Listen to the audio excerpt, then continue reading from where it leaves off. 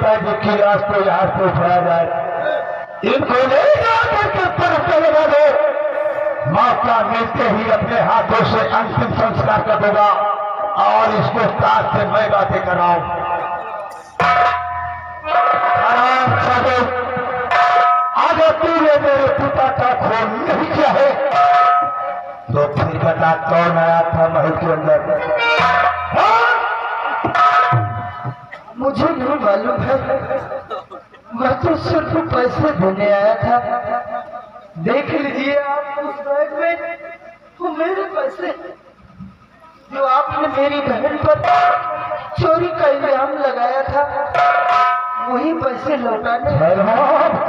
कहीं था हमारे महल के अंदर तो पैसे देने आया था या आपकी चोरी करने आया था? इतनी मोटी रकम लेकर तो हमारे महल के अंदर से भाग आए। हराम चोरी, तेरे सिवा मेरे पिता का खून कोई और दूसरा कर भी नहीं सकता है राजे।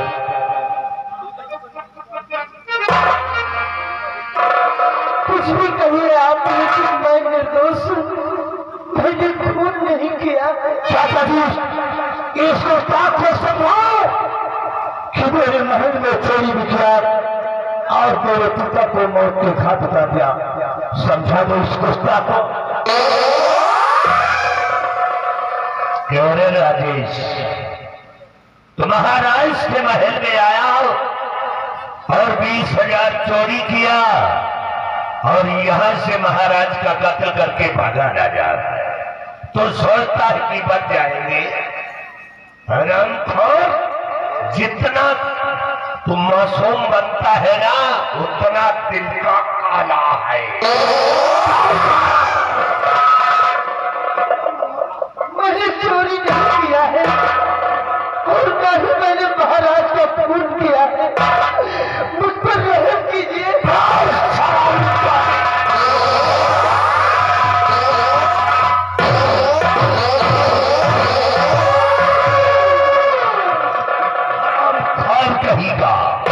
महाराज का खून कर दिया और चोरी करके यहां से भागा जा रहा है और अपने को निर्दोष कहता है। बेटे बादल, इस शराम जादे को इतनी कड़ी सी कड़ी सजा होनी चाहिए ताकि ये जेल की सलाखों में घोट घोट के अब मर जाए। और मैं चल रहा हूं, अगर इसके खिलाफ गवाह की जरूरत पड़े तो बताना, मैं गवाही दूंगा इसको। चलिए चाचा जी, आपके आदेश का मैं पालन करूंगा। मिस्टर बिहारी लाल, इसने सामने मेरे महल के अंदर चोरी किया। चोरी करने के बाद मेरे पिताजी को मौत के हाथ उतार दिया। क्यों नहीं? अब मैं आपके बाद यहाँ का बेताज बादशाह मैं भूलूंगा।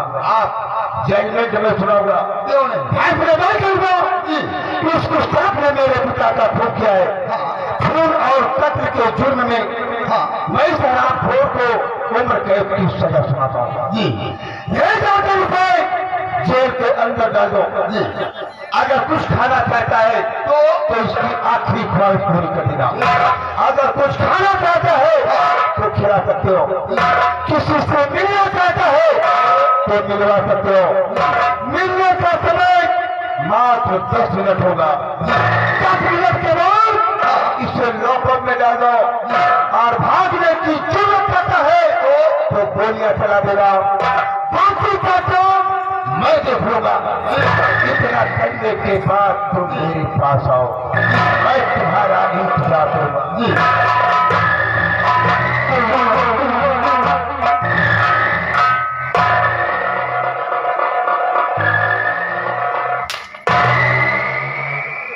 अब यहाँ पे चलेगी हमारी हुकूमत जाएगी, आगे आइए। अब हुकूमत हमारी चलेगी। तुमने चोरी क्यों किया? महाराज का खून क्यों किया?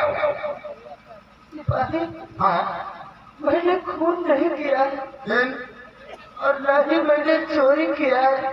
ये रुपए कहाँ से आए? ये पैसे मैं लेकर आया हूँ। मेरी बहन पर जो चोरी का इल्जाम लगाया था, वही पैसे देने आया था। तो फिर फोन किसने किया? तुमने नहीं किया तो फोन किसने किया? मुझे कुछ भी नहीं मालूम है सिपाही। हाँ, कुछ भी नहीं मालूम है।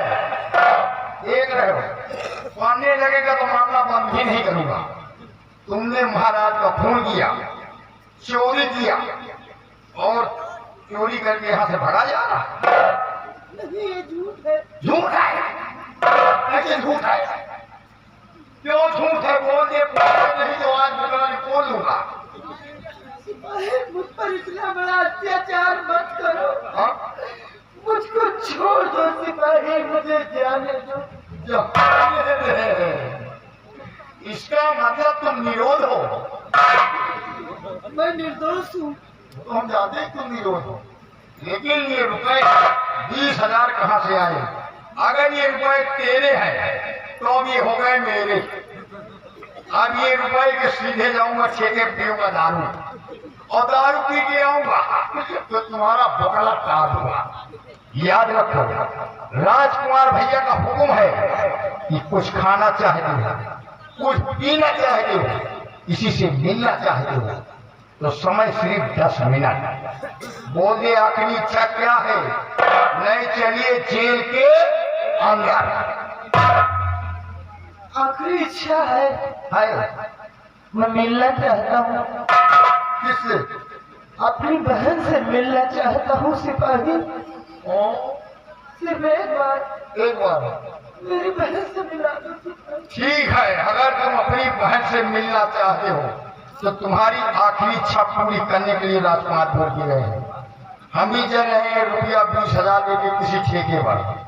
राजकुमार भैया का हुक्म है कि समय सिर्फ 10 मिनट, लेकिन 5 मिनट हम अपनी तरफ से दे रहे हैं, इसलिए कि पीने खाने में वहां टाइम लग जाएगा।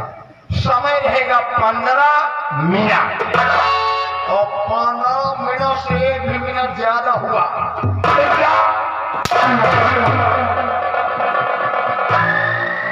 बहुत हरामी जेलर हूँ, याद रखो। 1 मिनट ज्यादा नहीं होना चाहिए। अभी बुलवाते हैं तुम्हारी बहन को, समय सिर्फ 15 मिनट।